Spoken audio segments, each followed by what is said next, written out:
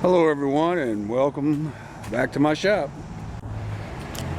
Today we're going to finish buttoning up and securing that front clip to the truck. Mount this fancy aftermarket overflow tube and fire that engine up. So stay tuned.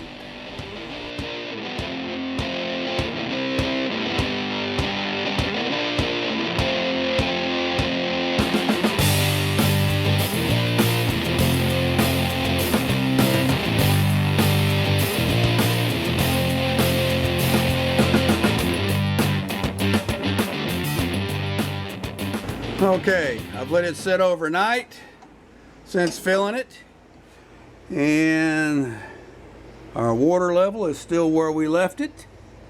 That's a good thing. And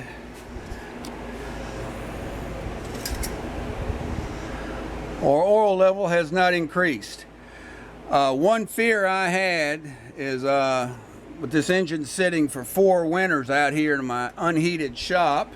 Well, it was heated on occasion, but it wasn't heated all the time. It was only heated when I was out here doing anything. But anyway, was that the block or the head could possibly crack due to the freezing temperatures. So to try to avoid that from happening, I totally drained out all the coolant, which in this case for break-in was just water from the block. And in a previous video I showed where there's actually a petcock back here in the back. We're so dark and I don't have my light with me, but down there's a petcock that actually drains out the block. And when I opened it up and let it drain out, there was well over a gallon that came out just from there. So anyway, the good news is the water's held steady. So we'll go from there.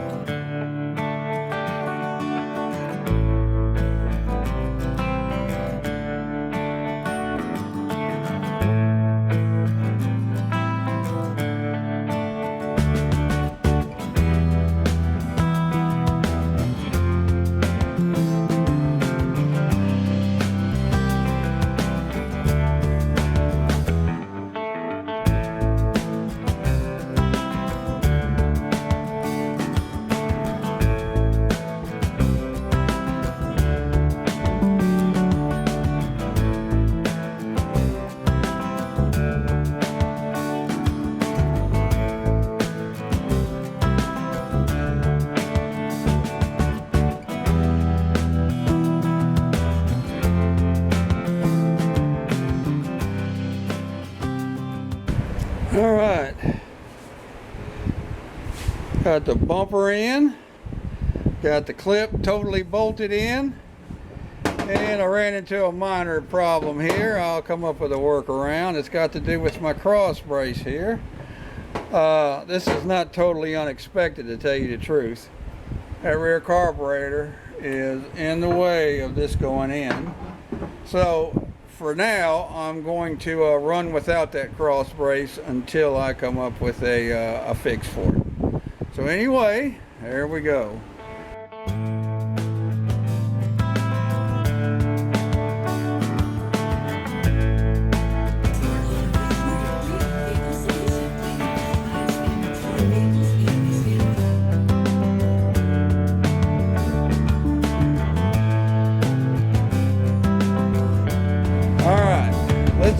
this engine over and get some gas to the fuel filter there and into the carburetors. I borrowed the battery out of the GMC. I've left the plugs out so it'll spin easy.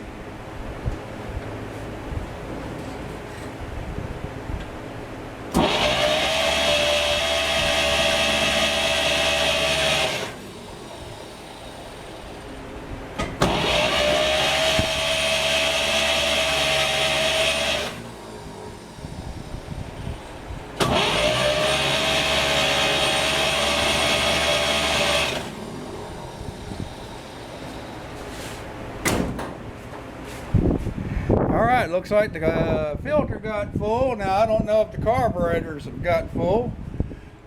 So I'm going to pull these air cleaners.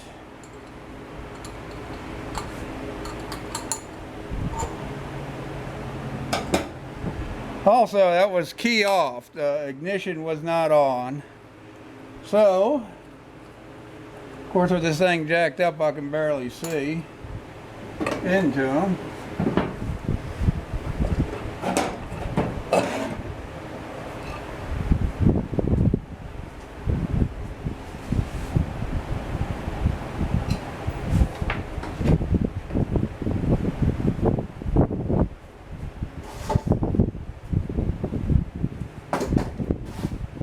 See if I can see any gas down in there.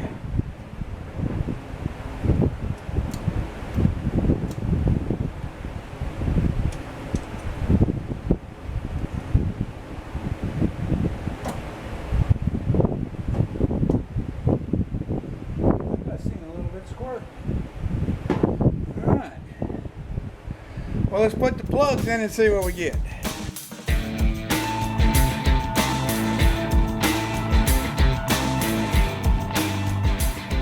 All right, it's the moment of truth.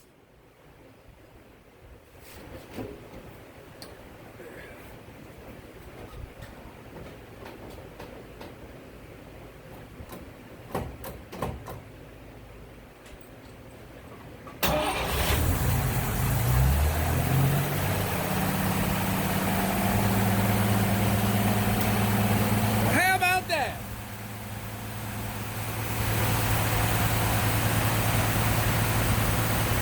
Yeah!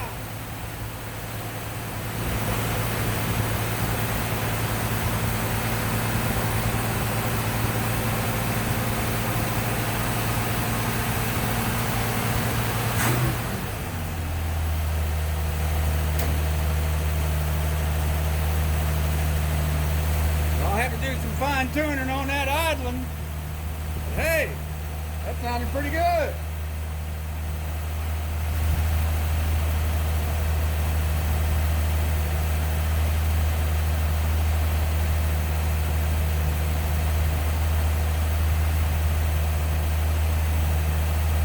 Gonna get a little smoky back here, but let's see what that sounds like when I kick it a little bit.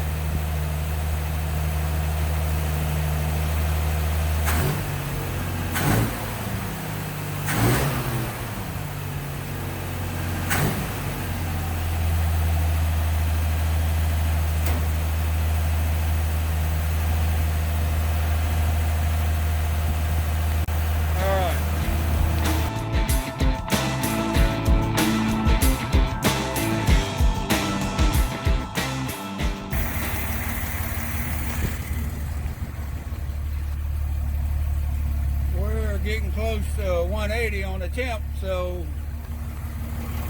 it should be there. I can feel the heat on it.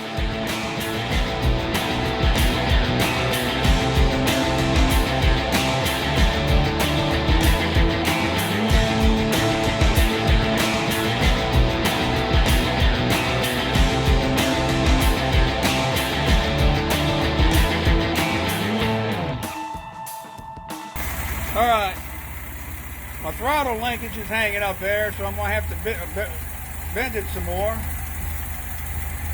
And it just idled down some more now.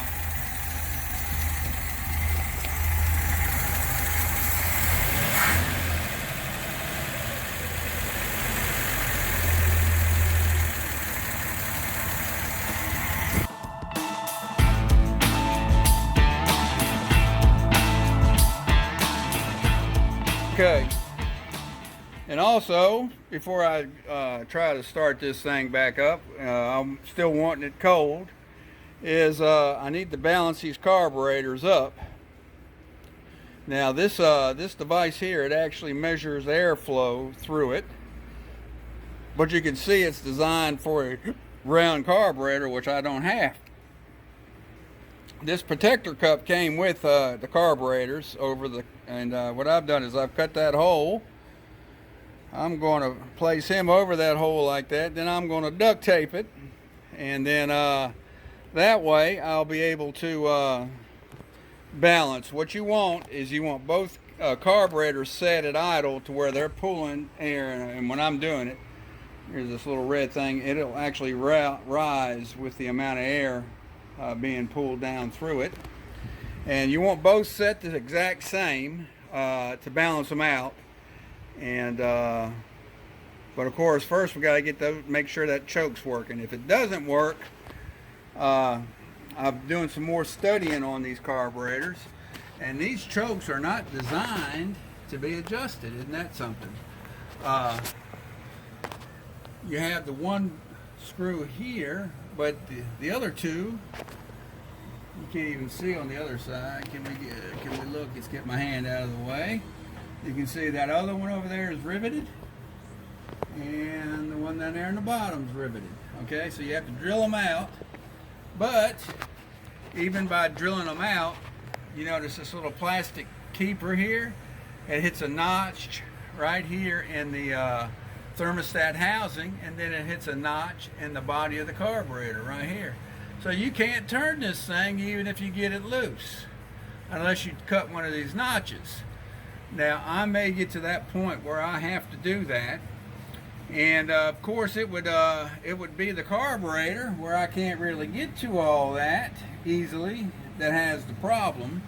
So if I have to go that far in modifying, I'm going to swap the carburetors around and put this one up here, because I know this one's working good.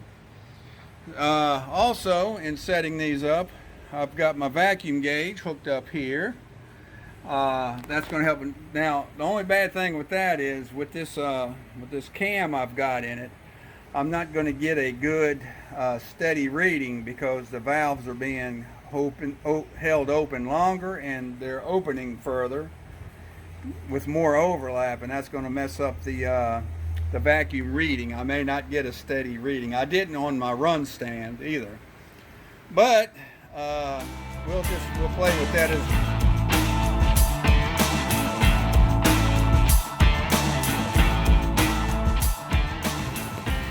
All right, we're going to do some troubleshooting on these carburetors. The problem I had after I observed after the first start was this front carburetor, the choke set. You can see right now that everything's ice. We're cold. This is the next day. The choke set, and actually both of them are, which is good. What I wanted to do, but the problem I ran into was, with power connected to this electric choke, it eventually opened up. The choke opened like that. All right. And I was able to kick down the throttle somewhat, but I couldn't kick it all the way down to normal idle because this choke was not opening all the way. All right. This electric choke. So I'm doing, at this point, I'm doing electrical tests to see what I've got. All right, so right now the meter's reading open. I'm going to read the coil, the electric coil to ground, right there, and I'm getting about 2 ohms, which is about what I would expect to read. I'm reading here to ground where my relay is grounded. All right, now to make sure that the carburetor is grounded, I'm going to read just the carburetor body. And I'm reading 0.4 ohms, somewhere around in there. See, I'm grounded here. And that's 0.3. That's essentially a short, okay? So that's good. Now, what I'm going to do is come back here to the back carburetor's coil, choke coil, and I am reading 2 ohms.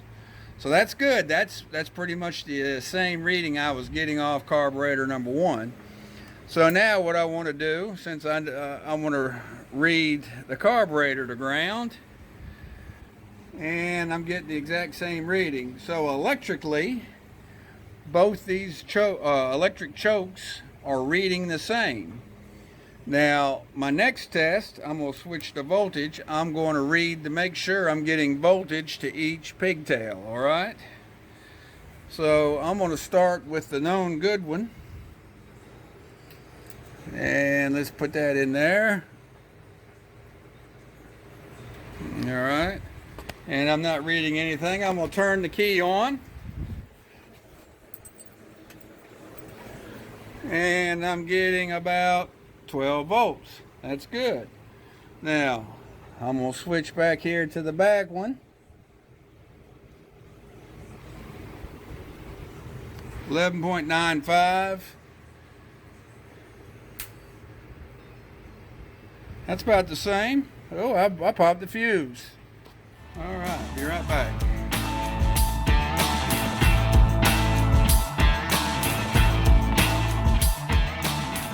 All right, using my phone is just is not as easy as using the actual camera for recording. If you hit the wrong button, you stop recording. But anyway, I replaced the fuse. I connected right here to my pigtail. I'm getting 11.97. It was at 12 volts somewhere before, so that's good. In other words, that's all right. We can handle that. We can put a charge on that battery. Turn the key off, and the voltage is gone. So what all this is telling me is that electrically my chokes both should work the same. So we're continuing our troubleshooting.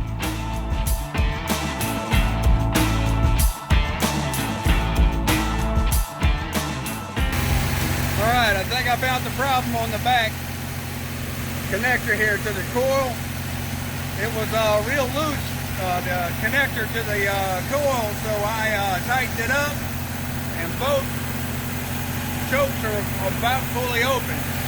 All right, we're idling at about 1600 RPM. So let's kick it down and see what we get.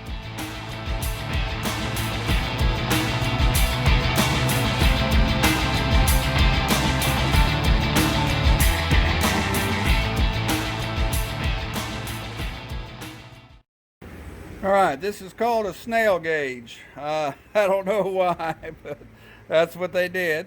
Now this plate here, it actually spins. Now when you spin it, it'll close that air gap you see in there. All right, so that'll actually close it up so where you can actually fine tune it more. But I want this thing wide open, so I'm opening it all the way. And there's the gauge part there, and you can see there's actually not numerical, but just these graduations. And what you want to do is wherever this red ball will center around on this, ideally you'd want to put it to about right here, and you can by adjusting this center adjustment, you possibly can get that centered 0. Now remember, this isn't to tune the how rich or how lean the carburetor is. This only actually sets the throttle plates in both carburetors to where they'll both be at the same distance open at idle. Okay, so now that'll set down right on top like that, and when I run it, it should run up to about here. Now what I've got to do, I'm going to be doing a lot of idling, and I would run it right now, but I need to get my exhaust vented out the window back there, because it's even though I've got that big fan there, and that's that fan that's blowing, that'll be just blowing that exhaust right here where I'm breathing it, and I don't need to be doing that. So I got to set up some exhaust on it, and then we'll get to where we're fine-tuning this thing. But I wanted to kind of show the snail gauge here and go over the basic operation of it. And as it goes, you can see I've got it duct tape now. You know, what will we do without duct tape anyway? So it'll give me a good reading. We'll go from there.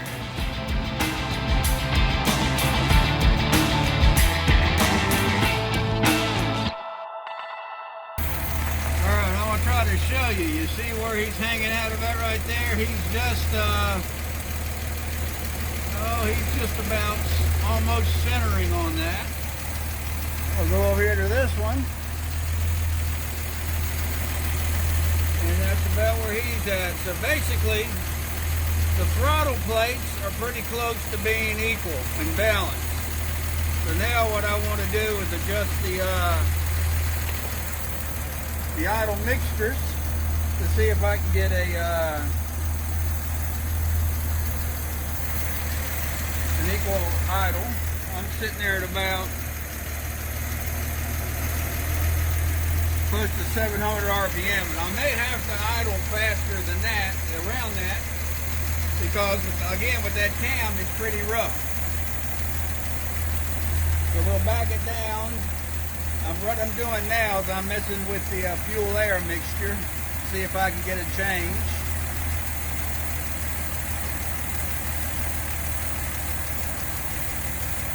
All right, it dropped.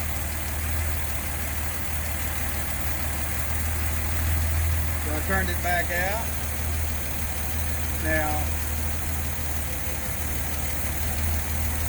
let's get that screwdriver in that slot.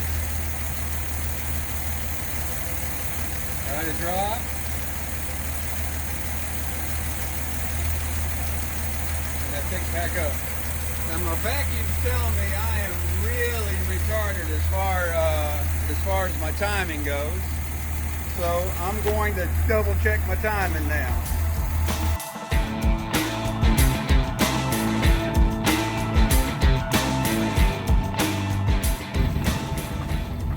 I really can't hear it that good, but that's my conglomeration going out to my back window back there.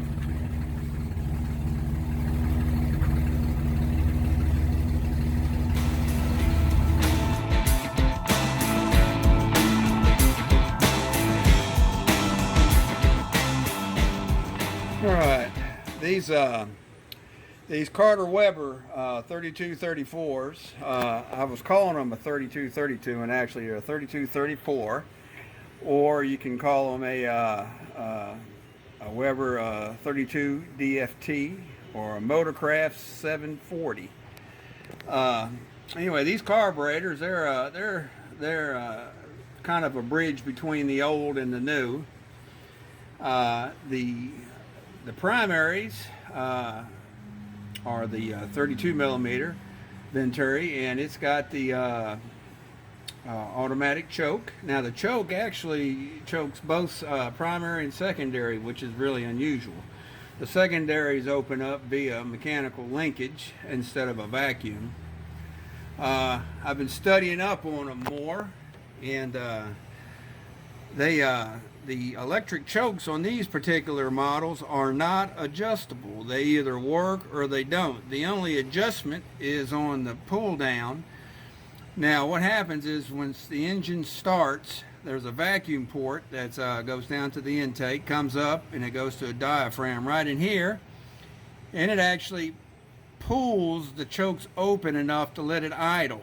Okay, now of course when that's that's holding it that way while the electric element inside this choke housing warms up, and it's uncoiling and it's allowing the chokes to come open because there's some spring tension also in there.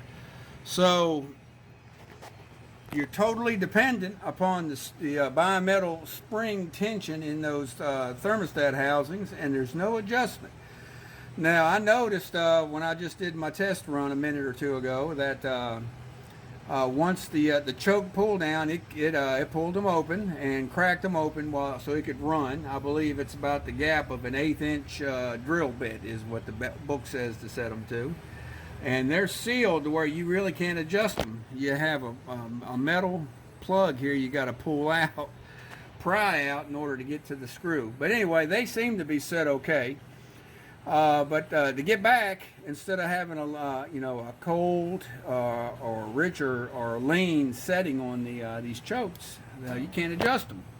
This little plastic tab here, it notches into the cap that houses the windings, and then you have this other part of that same plastic cap, which is actually the entire inside of this, it notches into the carburetor body or choke support body part here, so you can't turn it. Anyway, even if you drill out there's two rivets on the bottom side plus this bolt here, you can take them out and drill them out, you're still not going to spin it. So that's pretty unusual. But after I found the problem with this this choke, the electrical connection was so loose it wasn't heating the element up. After I fixed that up, it seemed to open up pretty evenly with the other. So we seem to be okay on that. Again, it kind of bothers me that I can't adjust it out. Now these things come sealed. I picked these carburetors up from Tom Langdon, and he apparently has taken the plug out for you for the idle mixture screw right here, which is a good thing. I didn't have to try to pry that out. And so I've adjusted that. This is your accelerator pump. When you floor it, you know, that's what squirts fuel in the Venturi. This is a constant vacuum source, as is this, and this plug right here is where it came with a electric solenoid that would, when you turn power off, it would automatically turn this fuel off. The air fuel rising up to the through the jets, so it was like an electric shut-off, which is not used.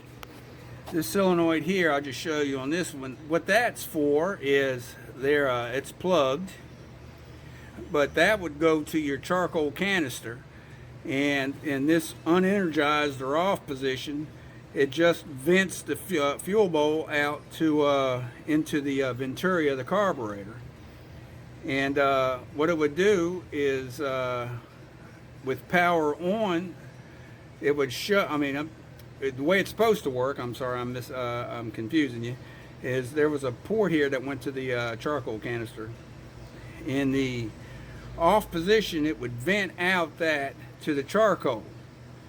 And when you turn the ignition on, this solenoid would energize, and it would vent out into the Venturi. You know, with the whole effect of keeping fuel vapors from escaping the fuel bowl out into the atmosphere, part of the pollution control. But anyway, so they're sort of a mixture of old and new. They got enough old in them to where I can cipher them out and play with them. They got, I don't like that I can't adjust those chokes, but right now they're working good. So I guess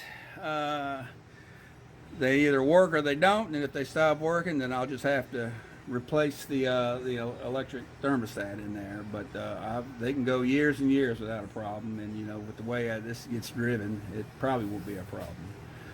So anyway, I wanted to cover a few of the basics on them carburetors, and that's it.